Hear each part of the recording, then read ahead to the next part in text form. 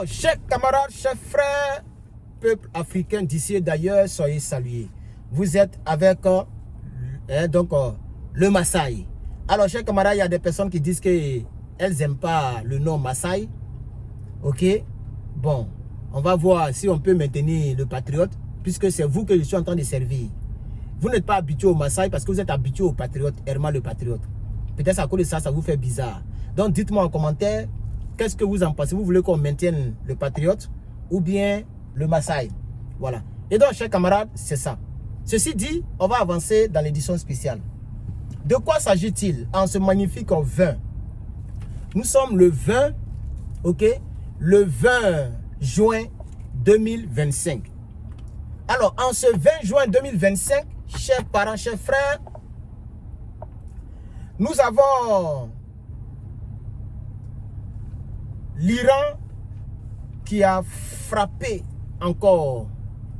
Oui, chers camarades, la puissance du feu, la puissance de feu de l'Iran, les missiles, hein, les gros projectiles, on va appeler ça comme ça pour ne pas qu'on nous fatigue. Les gros projectiles iraniens ont framponné et donc ont framponné Israël. Et les organisations dites internationales proposent la négociation. Oui, les organisations dites internationales proposent la négociation. Elles veulent que l'Iran accepte de négocier avec les autorités israéliennes et américaines. Ma question est la suivante. Lorsque, ou bien si vous voulez, oui, lorsque deux personnes se battent, peu importe la bagarre, elle peut être au niveau verbal, c'est-à-dire les clashs, les cassements des papeaux, elle peut être au niveau physique, etc. Qui demande à négocier? Qui doit être en faveur de la négociation? Le plus fort ou le plus faible? Hein? Entre les deux personnes qui se battent, en plein combat, hein, pas que les combats ont cessé, ou bien il y a une pause, mais en plein combat, il y a un camp qui appelle un autre camp à négocier. Entre le camp qui appelle et le camp qui n'a pas appelé, qui est le plus fort ou qui domine la bagarre? Répondez en commentaire, on va quitter ici. Aïe. C'est ça l'infoanalyse. J'ai maigri un peu les gars. C'est ça l'infoanalyse. Qui domine la bagarre? Entre celui qui veut négocier et celui qui continue de framponner. Celui dont le peuple dit qu'on ne veut pas la négociation. Et celui qui appelle l'aide. Puisqu'on a vu Netanyahou qui a appelé l'aide. On a parlé de ça hier soir, la nuit. On a parlé de ça. Netanyahou appelait à l'aide. Il demande à ce que tous les pays qui veulent l'aider à framponner les sites nucléaires de l'Iran, ces pays sont les bienvenus. Ça veut dire que l'Israël seul n'arrive pas à malmener l'Iran. C'est clair. Netanyahou dit que tous les pays qui veulent framponner, qui veulent m'aider à framponner l'Iran sont les bienvenus. Qu'est-ce que ça veut dire? Ça veut dire que lui seul, il n'arrive pas. Puisque quand il voulait frapper Hezbollah, il n'a pas appelé de l'aide. Quand il a frappé Gaza, et jusqu'à présent, les gens continuent de frapper, il n'a pas appelé à l'aide. Mais ils sont tombés sur os de gorille. Pardon, il faut commenter avec moi. Partagez-moi cette vidéo. Os de gorille. Chers camarades, partagez la vidéo, encouragez-moi parce que vous voyez les efforts que je fais. Je fais beaucoup d'efforts pour vous. Je veux que par jour, minimum 5 vidéos. Oui, abonnez-vous à mes plateformes. Hein. Par jour, minimum. Et c'est parce que je vais à l'école. Et c'est parce que je ne suis pas marié. Ça veut dire que quand je rentre à la maison, je dois prendre soin de moi. La nourriture, ça me prend beaucoup de temps. Imaginez-vous que j'ai femme. Je ne vais pas à l'école. Je suis autonome.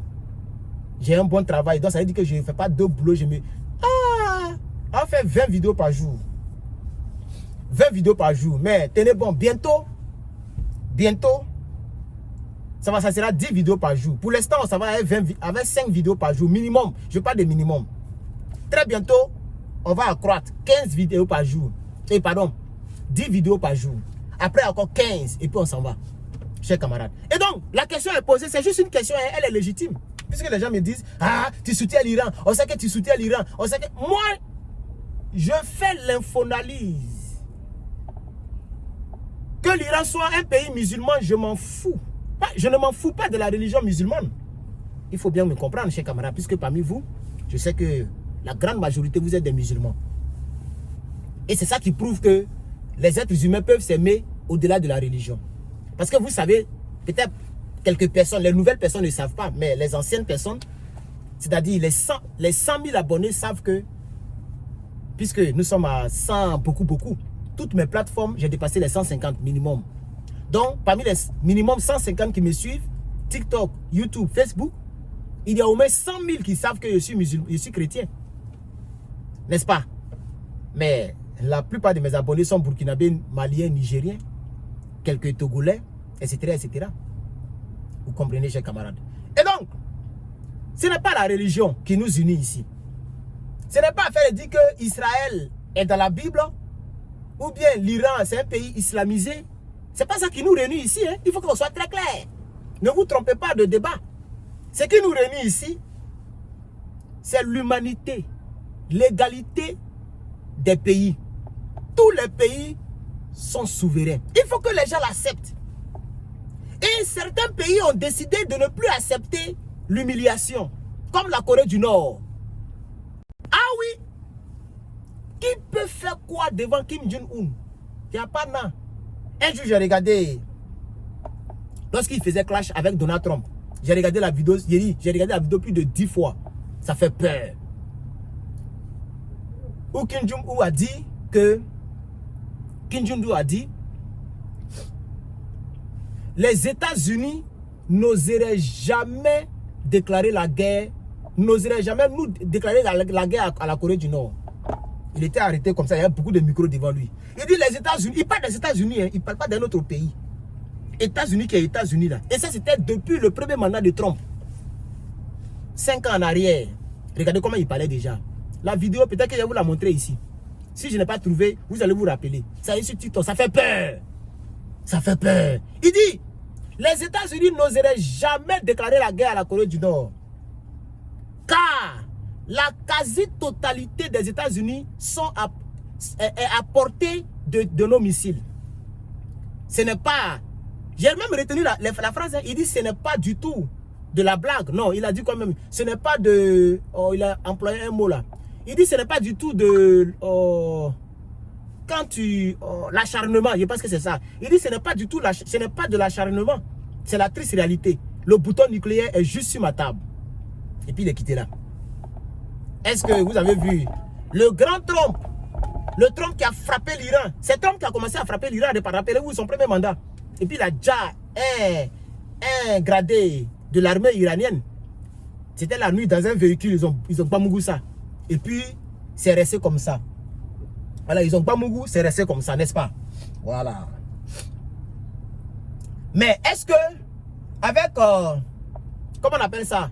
Avec Kim Jong-un, est-ce qu'il a frappé? Lorsque le clash était là, il n'a pas frappé. Et donc, chers camarades, nous sommes ici pour l'égalité des pays. Le Burkina Faso est souverain comme la Chine, comme les États-Unis, comme tout pays au monde. C'est cette mentalité que nous on cultive ici. Maasai, on est ensemble, chers camarades. Merci.